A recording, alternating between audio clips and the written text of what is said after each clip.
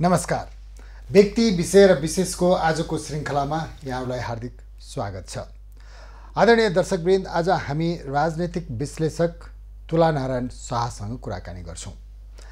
आजको कुराकानी र आजको राजनैतिक विश्लेषण के हो र किन भन्ने सन्दर्भमा जतिबेला संसद विघटनको सिफारिस सर्वोच्च अदालतमा पुगेको थियो र त्यो समयदेखि त्यसको निर्णय नआएसम्म एउटै मात्र बजारमा चर्चा चल्थ्यो, संसद पुनर्स्थापना या विघटन सदर। यो दुईटा प्रश्नको पनि निर्क्योल भइसकेपछि अब समाधान भयो, हार र जित भयो भन्ने जुन सोच बजारमा देखिन्थ्यो त्यो माथि पनि ग्रहण लागेको हो कि जस्तो भान भएको छ। किनभने राजनीतिक अस्थिरता झन अस्थिरतातर्फ उन्मुख भएको हो र राजनीति झन गिजोलियो भन्ने चर्चा सुरु भएको छ। के हो त यथार्थ? आज हामी राजनीतिक विश्लेषक तुलानारायण शाहसँग यी विषयमा कुराकानी गर्छौं, छलफल गर्छौं। तुलाजी, स्वागत छ। धन्यवाद। यो मेरो पहिलोको पृष्ठभूमि भन्दा पनि अदालतको निर्णय आइसकेपछि हार र जितबाट भन्दा पनि एउटा पुनर्स्थापना होला कि अथवा त्यो सदर होला कि अन्योलता सिद्धियो। अब त स्थायित्व हुन्छ, अब अदालतले निर्णय दिइसकेपछि टुङ्गियो भन्ने थियो नि। यो त झन् गिजोलियो होइन राजनीति? होइन, टुङ्गियो भन्ने कुरा अब एक खाले विश्लेषण त्यो पनि थियो, टुङ्गिन्छ। तर त्यो चाहिँ त्यति सही विश्लेषण थिएन कि, किनभने अदालतमा जुन विवाद पुगेको थियो त्यो त प्रधानमन्त्रीजीले संसद विघटनको सिफारिस गरेपछि अदालतमा त्यो विवाद पुगेको थियो। त त्यो त परिणाम थियो एउटा, जड त त्यो थिएन। जड त नेकपा पार्टीभित्रको आन्तरिक विवादको कारण सबै कुरा भइराखेको थियो। त्यो त सिद्धिएको थिएन। त्यो त अदालतले त्यसको निर्णय दिने कुरा पनि भएन।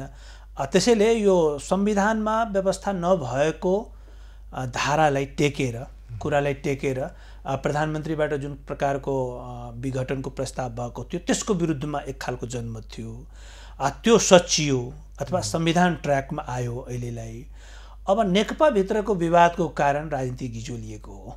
देशमा जुन अस्थिरता देखिएको छ त्यो नेकपाभित्रको विवाद हो। एउटा सत्ता त अब विविध समयमा विविध पार्टीहरूले विभिन्न पार्टीहरूले चलाएको हाम्रो दृष्टान्तहरू छन् मुलुकको परिवर्तन सँगसँगै।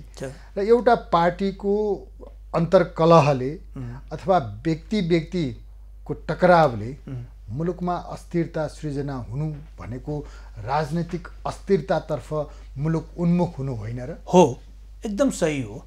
त्यसैले अहिलेको बहस के हो भने कस्तो जनताले कस्तो पार्टीलाई मत दिँदाखेरि देशमा स्थिरता हुन्छ, सरकारले राज्यले सही तरिकाले काम गर्न सक्छ। आजको दिनमा नेपाली जनताले, आम नागरिकले सोध्ने प्रश्न यो हो आफैले आफैसँग के विगतमा चाहिने विभिन्न पार्टीहरूलाई मत दियो, कोही बहुमत पाएनन्, कुनै बेला थोरै बहुमत पाए। यसपटक त लगभग 2/3 बहुमत पाएको थियो हैन। अब यति धेरै मत दिँदा पनि पार्टी किन चाहिने स्थिरता दिन सक्दैन मुलुकलाई भन्ने आज नेपाली आम नेपालीको अगाडि चाहिँ उभिएको यो प्रश्न हो। त्यसैले बुझ्नु के पर्यो भने हामी पार्टी निर्माण गर्न सकेनौँ, हामीले दल निर्माण गर्न सकेनौँ। हामी लोकतन्त्रको लागि कुराकानी त गऱ्यौँ, सङ्घर्षहरू गऱ्यौँ, बहसहरू गऱ्यौँ, तर दलभित्रको लोकतन्त्रको बारेमा हामी कुरा गरेनौँ र त्यो हुन सकेन। देशमा लोकतन्त्र चाहिन्छ, प्रजातन्त्र चाहिन्छ भनेर लामा कुराकानी भयो हाम्रो बिचमा, तर दलहरू निर्माण हुन सकेन। त्यो प्रकारले हुन सकेन जुन प्रकारले चाहिएको थियो आम मानिसलाई। त अब कहाँ खोज्न जाने, कहाँबाट ल्याउने, कहाँबाट आयातित गर्ने, यो एउटा कुनै वस्तु त होइन। एकदम राम्रो कम्पनीको वस्तु उच्च दाम तिरेर लिएर आएर पनि सन्तुष्टि होला भन्ने पनि होइन यो राजनीतिक स्थायित्व। र हामीले त मुलुकका जति पनि राजनीतिक दलहरू छन्, नेपाली कांग्रेस, नेकपा, हिजोको नेकपा एमाले, माओवादी, मधेसवादी सबै दललाई प्रयोग गरिसक्यौँ, सबै दल सरकारमा पुगिसके, तथापि अस्थिरता। यो के रहेछ भने नि, यसो हेर्दाखेरि कुनै पनि व्यक्तिको बारेमा कुनै आग्रह पूर्वाग्रह राख्नु जरुरी भएन, किनभने राजनीति एउटा कोर्समा गएको छ। नेकपाभित्रको विवाद टुङ्गो नलागेसम्म देशको राजनीति अगाडि बढ्न गाह्रो छ अब।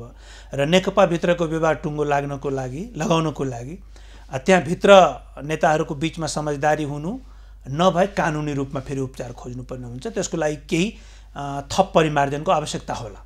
तर जब मूल प्रश्नमा हामी फर्किन्छौँ कि पार्टी किन बन्न सकेन, दल किन बन्न सकेन भनेपछि हामीले रोजेको त दलीय व्यवस्था हो।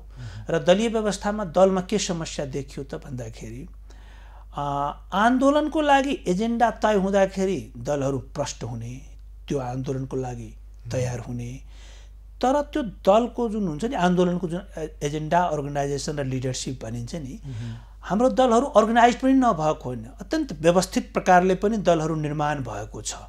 नभएको भए त यत्र ठुला ठुला आन्दोलनहरू कसरी हाँक्न सक्थ्यो, यो उपलब्धि कसरी हुन्थ्यो त? भनौँ न 2007 सालदेखि अहिलेसम्म जे जति राजनीतिक परिवर्तनहरू भएका छन् अधिकांश त दलको कारण भएको छ। त्यसैले दल असफल भएको भए त आन्दोलनहरू पनि असफल हुन्थ्यो।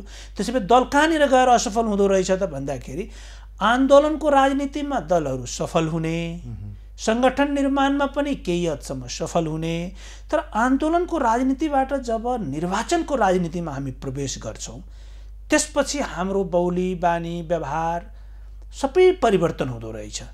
र निर्वाचनको राजनीतिपछि जब सत्ताको राजनीतिमा हामी पुग्छौँ त्यसपछि चाहिने पार्टीभित्रको कलह चाहिँ उत्कर्षमा पुग्दो रहेछ है। त्यो आन्दोलनको राजनीति, निर्वाचनको राजनीति र सत्ताको राजनीति बीचको तालमेल मिलाउन नसकेको हो हाम्रो दलहरूले। एउटा यो कुरा देखिन्छ। दोस्रो कुरा के देखिन्छ भने नेताहरूको उहाँहरूको बोली र उहाँहरूको व्यवहारमा चाहिँ नि व्यापक भिन्नता देखिन्छ। त्यो सबै पार्टीको आज बहस भइराखेको छ नेकपा पार्टीको, नेकपाभित्र पनि ओली भर्सेस प्रचण्डको बहस भइराखेको छ। तर यो ठाउँमा हामी अहिलेलाई एकछिनलाई बिर्स्यौँ र हामी 48 देखि 51 सालको बिचको जुन नेपाली काङ्ग्रेसको सत्ता थियो त्यो पार्टीलाई सम्झौँ एकचोटि। त्यति बेला पनि यस्तै भएको थियो हैन। त त्यो के देखिन्छ भने नेता लिडरसिप जुन छ हाम्रो, त्यो नेतृत्वमा एउटा बोली एक प्रकारको आउने र उहाँहरूको व्यवहार चाहिँ नि फरक हुने। बोली कस्तो हुने र व्यवहारमा के फरक हुन्छ यसको बारेमा अलिकति कुरा गरौँ। बोली चाहिँ नि भेगमा कुरा गर्ने। नेपालमा अहिलेसम्म हेर्दाखेरि दलीय राजनीतिमा भएका नेताहरू 4-5 प्रकारका छन्। एउटा लोकतन्त्रको कुरा गर्ने, एकदम लोकतन्त्रमा कुनै कम्प्रोमाइज हुँदैन भन्ने, त्यसमा चर्को कुरा गर्ने, लामो लामो बहस गर्ने। अर्को खालको छ जस्तो कि यो रेडिकल लेफ्ट जुन आयो, उहाँहरू सोसल जस्टिसको कुरा गर्ने, सामाजिक न्यायको कुरा गर्ने, त्यसमा चर्को हुने, अरू कुरालाई अलिकति गौण मान्ने। एक थरी मानिस छन् राष्ट्रवादको मात्रै कुरा गर्ने। यहाँ काठमाडौँमा मान्छे खान पाएको छैन, त्यो त्यति महत्त्वको विषय हुन्न। यहाँ चरम भ्रष्टाचार हुन्छ, त्यति महत्त्वको विषय हुन्न। तर सुस्तामा गएर अलिकति सीमा मिच्यो भने त्यो चाहिँ धेरै ठुलो पीडाको विषय हुन्छ। राष्ट्रवादको कुरालाई अलिकति बढी उठाउने। र एउटा चाहिँ चौथो एउटा खालको छ जुन कि विकासवादको कुरा गर्ने हैन। पुल बन्नु पर्यो, नहर बन्नु पर्यो, सडक बन्नु पर्यो, ठुल्ठुला भवनहरू बन्नु पर्यो। यो 4 प्रकारका नेताहरू चाहिँ 4 प्रकारका कुरा गर्ने, कुराकानी गर्दाखेरि। तर व्यवहारमा कस्तो देखिन्छ भने उहाँहरूको भेगमा कुरा गर्ने, जनतालाई ध्रुवीकरण गर्ने निर्वाचनको बेलामा, अरू बेलामा पनि। तर व्यवहारमा के देखिन्छ भने एब्सोल्युट पावरलाई कसरी इन्जोय गर्ने। पार्टीभित्र पनि म टुङ्ग्याउँदैछु यसले, पार्टीभित्र पनि आफू मात्रै नेता हुने, आफ्ना समकक्षीलाई पनि नेता नमान्ने, र राज्यमा पुगेपछि राज्यको साधन स्रोतलाई बिल्कुल आफू अनुकूल र आफ्नो आसेपासे अनुकूल दुरुपयोग गर्ने। त्यसैले नेताहरूको बोली र नेताहरूको व्यवहारमा व्यापक भिन्नता देखिएर अहिलेको पनि राजनीतिमा जुन कलह देखिएको छ त्यसको कारण पनि त्यही हो। र हिजो अस्तिदेखि पनि हामीले देखिआएको कुरा यही हो। राजनैतिक संस्कार नभएको र राजनीति गर्ने नेतृत्व अथवा पार्टी अथवा दलहरूले जहाँबाट त्यो दीक्षित हुनु पर्थ्यो अथवा जहाँबाट दीक्षान्त भएर आउनु पर्थ्यो, जुन स्कुलबाट स्कुलिङ भएर आउनु पर्थ्यो, त्यो नभएर टपक्क टिपेर बनाउने अथवा चाहिँ अब अहिले त सामदाम दण्डभेदको राजनीति चलेको छ, बाहुबलीको राजनीति चलेको छ, धनको राजनीति चलेको छ। त्यो कारण र त्यो परिवेशले हाम्रो निष्ठाको आस्थाको राजनीति गिजोलिएको हो।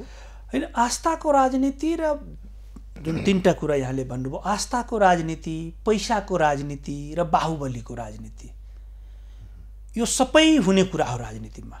यदि यो आस्थाको मात्रै कुरा हामीले गर्ने हो भने त्यो पनि चल्दैन, होइन? गान्धीवादी होइन। यो के हो भने कुन कुरा कति बेला प्रयोग गर्ने र कसरी प्रयोग गर्ने भन्ने कुरा हो, होइन? जस्तो कि आस्थाको राजनीति आन्दोलनको जति बेला मौसम हुन्छ, हामी पटक पटक देख्ने गरेका छौँ, त्यति बेला मूल्य मान्यताका कुराहरू गरिन्छ, भावनाका कुराहरू गरिन्छ, विभेदका कुराहरूलाई नयाँ नयाँ लयमा उतारिन्छ, होइन? जब निर्वाचनको कुरा हुन्छ त्यहाँनिर साधन स्रोत चाहिन्छ। दुनियाँभरिको निर्वाचनमा चाहिने भनेको साधन स्रोत हो, होइन? त्यहाँनिर साधन स्रोतको कसरी प्रयोग गर्ने र कसरी प्रयोग नगर्ने, कस्तो साधन स्रोत लिने र नलिने भन्ने कुरामा हाम्रो मापदण्ड तय नभएको हो नि त, होइन? र सत्ताको राजनीतिमा गएपछि तपाईँ बजारसँग टाढा रहन सक्नुहुन्न। आन्दोलन गर्दै हुनुहुन्छ, तपाईँलाई व्यापारी वर्गसँग बजारसँग तपाईँ टाढै बस्न पनि सक्नुहुन्छ।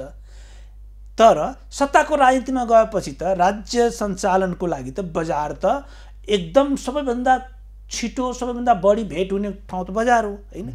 त्यो बजार र तपाईँ राज्यको सञ्चालक हुँदाखेरि बजारसँगको सम्बन्धमा एक प्रकारको पवित्रता कायम गर्न नसकेर नेपाली राजनीति धेरै गिजोलिएको हो।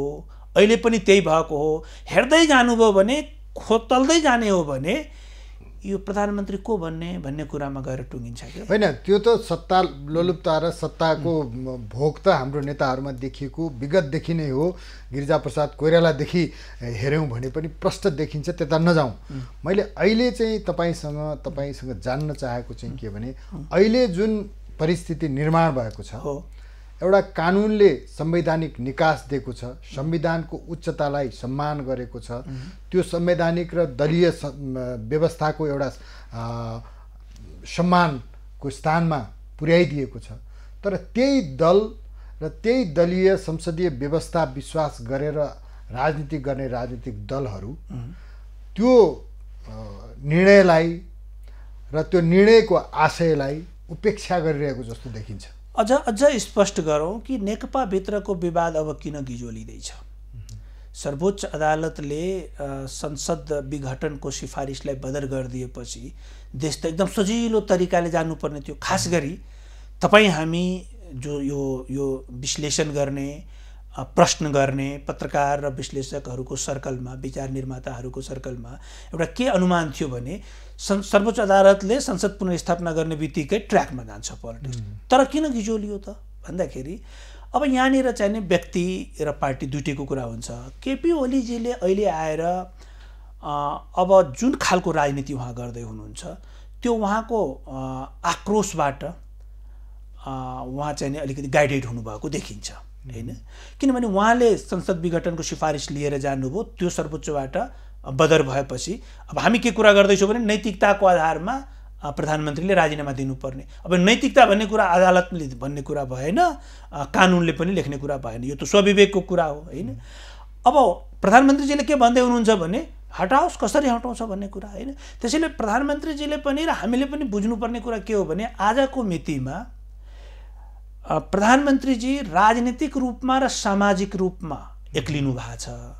सामाजिक रूपमा पनि आम मानिस जो उहाँको कार्यकर्ता होइन तर यो देशको नागरिक हो, उहाँ प्रधानमन्त्री भएपछि उहाँको सबै नागरिकहरूको मनमा के लागेको छ भने कि प्रधानमन्त्रीजीले यस्तो किन गर्दै हुनुहुन्छ, होइन? आम मानिसले त प्रधानमन्त्रीबाट त एउटा सेवा सुविधा, राज्यबाट एउटा राम्रो तरिकाको सेवा सुविधा पाऊँ, राज्यले राम्रोसँग काम गरोस् भन्ने कुराको अपेक्षा गर्ने हो।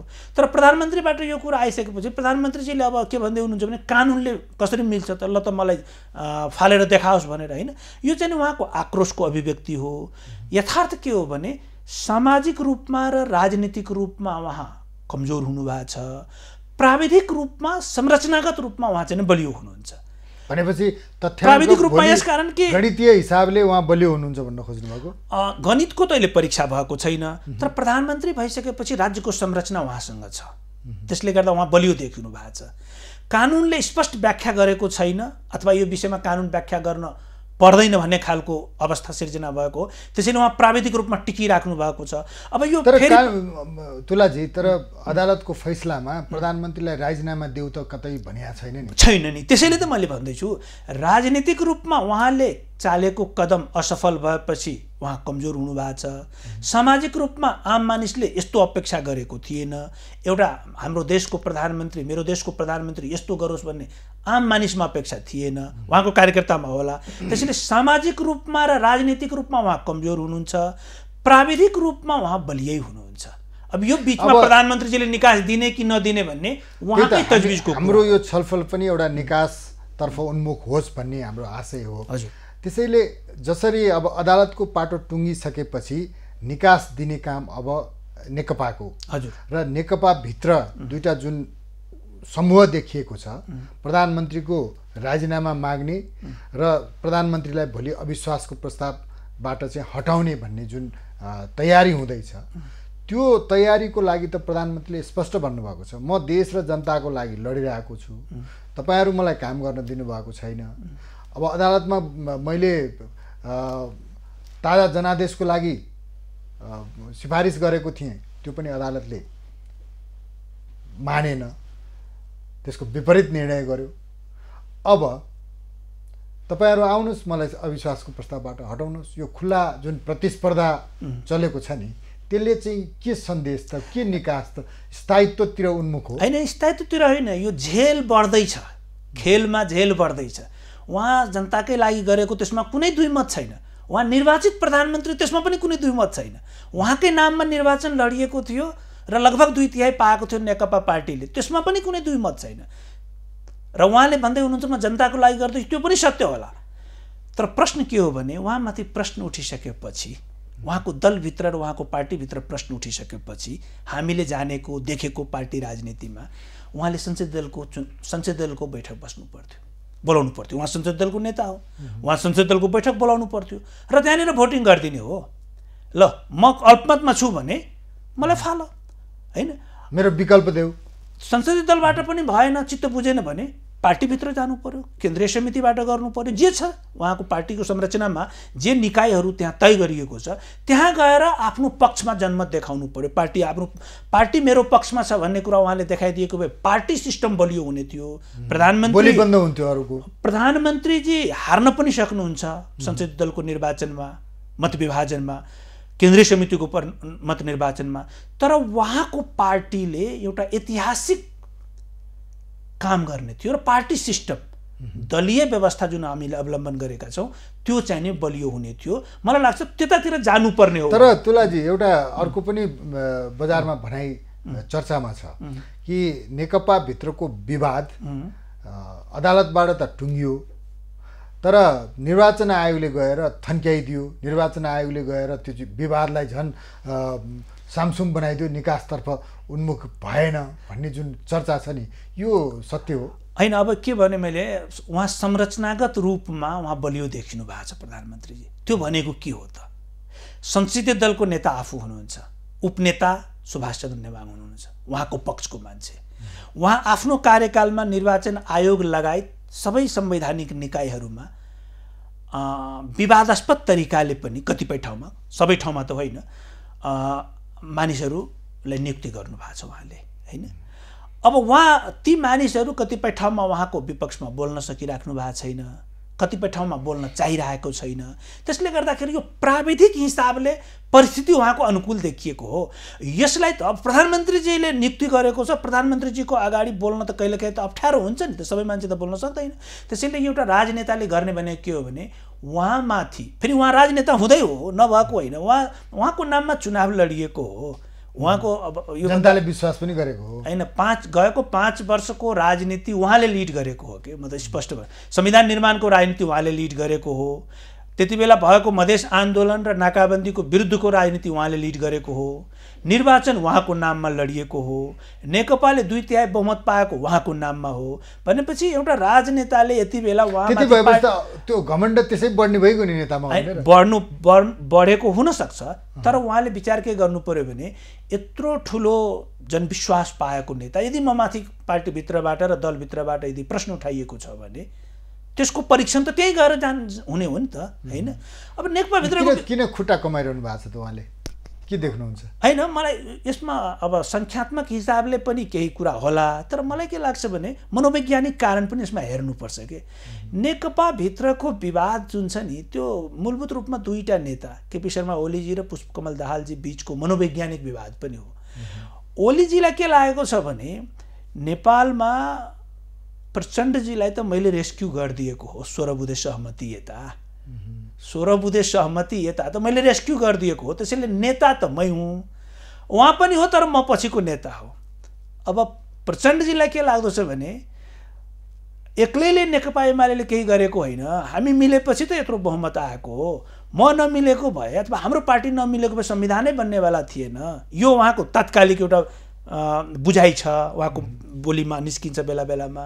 तर उहाँको दिमागमा गहिरो गरी बसेको कुरा के छ भने म जनयुद्धको नायक हो भन्ने के केपी ओलीजीको बुझाइ के छ भने यो जनयुद्ध त गइसक्यो, उहिले हराइसक्यो, त्यो जनयुद्धको भरमा केही पनि भयो होइन। त्यो सत्य हो त। उहाँ मैले दुईजना नेताको मनोवैज्ञानिक विश्लेषण हामी गरिरहे हो। तर मैले भन्न खोजेँ के भने दुवै कुरामा सत्य पक्ष छन्, दुवैको पक्षमा र असत्य कुराहरू छन्, झुटो कुराहरू पनि छन्। जनयुद्धले यो देशमा केही गरेन भन्छ भने त्यो पनि गलत कुरा हो। केपी ओलीजी केही होइन भने पनि गलत कुरा हो। नेकपा एमाले सबैभन्दा सङ्गठित पार्टीको उहाँ निर्वाचित अध्यक्ष हो नि त कुनै बेलाको, होइन? यो भनिरहँदाखेरि पनि आज पनि उहाँ चाहिँ एकदम लोकप्रिय हुनुहुन्छ भन्ने होइन कि उहाँले गर्नु के भयो भने राष्ट्रवादको नाममा जसरी पछिल्लो 4-5 वर्ष यता उहाँले राष्ट्रवादको नाममा अथवा सीमान्तकृतलाई अधिकार नदिने सवालमा जसरी राजनीतिलाई ध्रुवीकरण गर्नुभयो र माओवादी जनयुद्धबाट आएका नेताहरूलाई घेराबन्दी गरेर उहाँ मात्र होइन उहाँ लगायतका त्यति बेलाका राज्यका शक्तिशाली तबकाहरूले माओवादीलाई जसरी घेराबन्दी गरेर 16 बुँदे सहमतिसम्म ल्यायो, यो सबैको परिणाम हो आज। त्यसैले कसैलाई नजरअन्दाज नगर्दा राम्रो हुन्छ। तर के पनि सत्य हो भने नेपालको राजनीति र नेपालको राजनीति जब सडकबाट सत्तामा पुग्छ नि त्यो सत्तामा पुगिसकेपछि देशी विदेशी शक्तिहरू हावी हुन्छन्, तिनीहरूको प्रभाव पर्छ, तिनीहरूको दबाव पर्छ र तिनीहरूको प्रभावले काम गर्छ भनिन्छ नि। एकदम सत्य कुरा हो। नेपालको राजनीतिमा आन्तरिक खेलाडी आजको दिनमा 4वटा पार्टी हुँदैछ, नेकपाभित्र 2टा, नेपाली काङ्ग्रेस र जसपा भन्ने पार्टी, अरू पनि छन् तर देखिएका संसदभित्रका प्रभावशाली खेलाडीहरू। तर नेपाली राजनीति मात्रै होइन कि कुनै पनि देशको राजनीतिमा वरिपरिका विदेशी शक्तिहरूको एक प्रकारको चाहना हुन्छ त्यहाँ खेल्ने, होइन? हरेक देशको राजनीतिमा। त्यसैले त यो डिप्लोमेसीको विकास भएको हो, सबै कुराहरू भएको। सो नेपालको राजनीतिमा नेपालभित्रका खेलाडीहरू दलीय हिसाबले यो 4वटा, तर भारत र चीन त यहाँको एकदम सक्रिय खेलाडी हो, होइन? र यो आज मात्रै होइन, यो पहिल्यैदेखि रहिआएको छ र जति आन्दोलन तिनै खालको राजनीतिमा यो खेलाडीहरूको भूमिका हुने गरेको छ। आन्दोलनको राजनीतिमा पनि हामीले देखेका छौँ, निर्वाचनको राजनीतिमा पनि आफ्नो तरिकाले हुन्छ, भले हामी थाहा नपाउने होला, र सत्ताको राजनीतिमा पनि उहाँहरूको देखिएको छ। हामीले देख्यौँ कि जब नेकपाभित्रको विवाद उत्कर्षमा पुग्यो चीनको राजदूत पटक पटक सक्रियता देखाएकै हो, होइन? यस अगाडि हामीले के देख्थ्यौँ भने भारतको नेताहरू पनि, भारतको दूतावास पनि सक्रिय भएको हामीसँग चाहिँ उदाहरण छ। त्यसैले नेपालको राजनीति विशुद्ध रूपमा हामी घरेलु खेलाडीहरू मात्रैले गाइड गरेको छ। मैले यहाँ तपाईँलाई किन रोकेँ भने भारत र चीनको राजनीति मात्रै हाम्रो नजरले देखेको छ, त्यो भन्दा शक्तिशाली राजनीतिक दबाव मात्रै होइन कि सबै साम दाम दण्डभेद समेतको अझ दामको प्रभाव चाहिँ विद्वत वर्गदेखि नेता वर्गसम्म युरोपियन युनियन, अमेरिका, जे जति शक्तिशाली राष्ट्रहरू, शक्तिशाली निकायहरू छन् नि यो मुलुकमा बसेका, ती सबै सक्रिय हुन्छन्। कोही देखिन्छन्, कोही देखिँदैनन्। सही कुरा हो, सही हो यो। जति देशसँग हाम्रो दौत्य सम्बन्ध छ, जसको यहाँनिर कारोबार छ, जसको यहाँनिर राजदूतावास छ, सबै कुनै न कुनै रूपमा राजनीतिबाट प्रभावित भइराखेकै हुन्छ। तर कतिपयको स्ट्रेटेजिक रणनीतिक उद्देश्य हुन्छ। नेपालमा केही भयो भने तत्काल हामीलाई उसले चाहिँ प्रभाव पर्ने हिसाबले उसले चाहिँ त्यसबाट सजग हुन्छन् हैन। कतिपय यस्ता देश छन् जसलाई चाहिँ यहाँ जेसुकै भए पनि खासै फरक पर्दैन, ऊ औपचारिक सम्बन्ध मात्रै छ हैन। त्यसैले युरोप, अमेरिका लगायत सबैको यहाँ त चासो हुन्छ। तर त्यो आजको राजनीतिमा यो कुरा स्पष्ट गर्नुपर्छ, आजको राजनीतिमा मलाई लाग्छ कि बाहिरी राजनीतिक खेलको कारण नेपालको राजनीति आज गिजोलिएको होइन। उहाँहरूको नजर होला, उहाँहरू केही हदसम्म सक्रिय पनि देखिनु भयो होला, उहाँहरूको अपेक्षा पनि हुनसक्छ।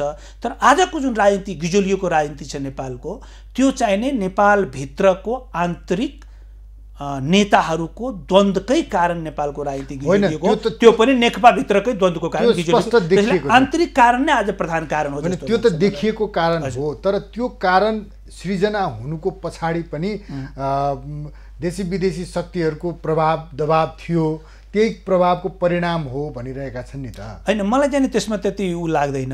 मलाई के लाग्छ भने नेपालमा किन यस्तो पटक पटक हुन्छ भन्दाखेरि एउटा चाहिँ नि नेपालको सामाजिक विविधता जुन छ त्यो हिसाबको नेपाली राज्यको विविधता देखिएन। समाजको जुन रूप देखिनु पर्ने राज्यको जुन बनोट भयो, संरचना निर्माण गर्यो, त्यसमा चाहिँ नि त्रुटि देखियो। र पटक पटक हामी आन्दोलन गरेर राज्यको संरचनालाई नै सुधार गर्ने बाटोमा अगाडि बढेका छौँ। त्यसैले 70-80 वर्षको यात्रामा हामीले 7वटा संविधान ल्यायौँ र पटक पटक परिवर्तन गरिरहेका छौँ। पद्धति संरचनामा सुधार गर्दैछौँ, कहिले निर्वाचन प्रणाली गर्दैछौँ, कहिले चाहिँ नि शासकीय पद्धतिको बारेमा हामी कुरा गर्दैछौँ। त्यसले गर्दाखेरि यो नमिलिराखेको हुनाले बेला बेलामा हामी चाहिँ उथल पुथलबाट गुज्रिनु परेको छ। एउटा कारण राज्यको संरचना र समाजको संरचनाको बीचमा तालमेल नहुनु। अर्को चाहिँ नि हामी कहाँ बन्न लागेको दल, किनभने यो राजनीति त दलले लिड गर्ने हो, हामी कहाँ बन्दै गरेको दलहरूमा पर्याप्त लोकतान्त्रिक अभ्यास भएन, मूल्य मान्यताहरूको अभ्यास त्यहाँ भएन, आन्तरिक लोकतन्त्र भएन, जसकारण दल पनि बलियो हुन सकेन। र सबैभन्दा महत्त्वपूर्ण कुरो चाहिँ नि दल पनि बनाउने नेताले हो। नेताहरूमा दूरगामी दृष्टिकोण देखिएन, उहाँहरूको बोली र व्यवहारको बीचमा ठुलो भिन्नता देखियो हैन। भेगमा कुरा गर्ने र काम गर्दाखेरि एकदम व्यक्तिवादी भइदिने। अब तुलाजी यसकारण यो तीनवटा कारणले गर्दाखेरि नेपालको राजनीति अब यो छोटो समयमा धेरै कुरा गर्न त भ्याइँदैन, तथापि म तपाईसँग के जान्न चाहन्छु भने अबको परिदृश्य, राजनीतिक परिदृश्य कसरी सङ्लिएला।